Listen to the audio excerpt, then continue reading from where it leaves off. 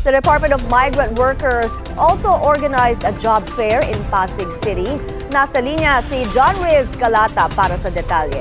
John, ano ang mga trabaho ang inaalok dyan? May dinaragsa nga ngayon ang BMW Job Fair for Overseas Employment na ginaganap sa Robinson's Galleria Mall, Ortigas, Pasig City.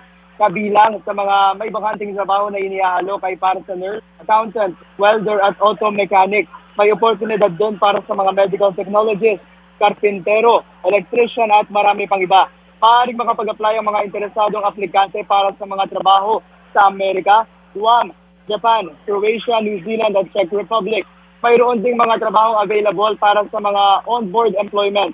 Samantala, prioridad ng DMW sa job fair ang mga repatriated OFWs mula sa Middle East sa pamamagitan ng pagbibigay sa kanila ng mga mas mabilis na access sa pila.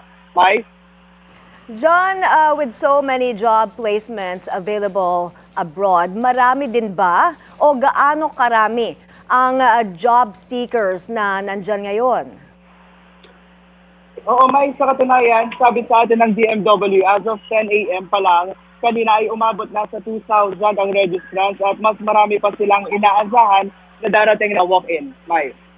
Maraming salamat, John Riz Calata, nag-uulat.